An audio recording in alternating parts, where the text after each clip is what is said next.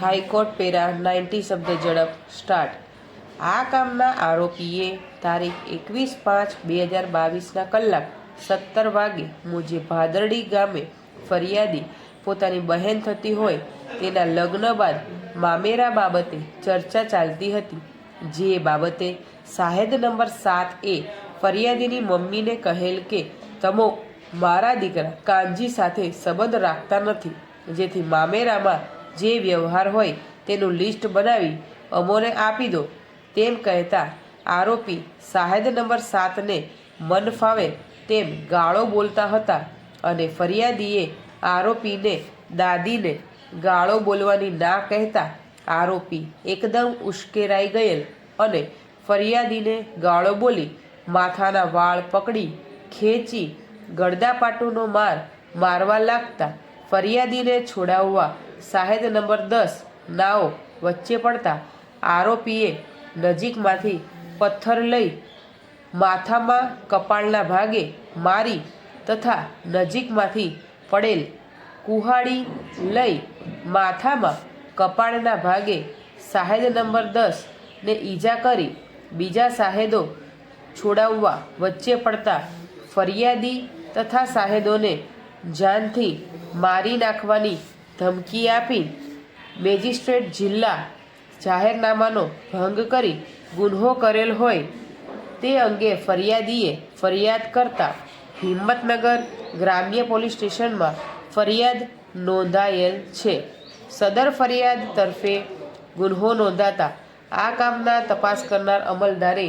ગુનાવાળી જગ્યાના પંચનામા તેમજ શરીર સ્થિતિનું પંચનામું તથા ઈજા પામનારના મેડિકલ સર્ટિફિકેટ તેમજ તપાસ દરમિયાન જરૂરી લાગતા વળગતા સાહેદોના નિવેદનો નોંધેલ અને જરૂરી તપાસના અંતે આરોપી વિરુદ્ધ ફરિયાદવાળા ગુન્હાના કામે પૂરતા પુરાવા પડતા હોય ચાર્જશીટ અદાલતમાં ફાઇલ કરેલ છે, તેમજ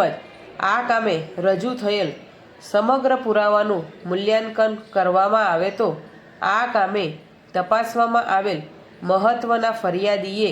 ફરિયાદમાં જણાવેલ બનાવ સમયની મહત્ત્વની આક્ષેપિત હકીકતોને પુરાવામાં લેશ માત્ર સમર્થન આપેલ નથી અને બનાવમાં આરોપીએ ફરિયાદીને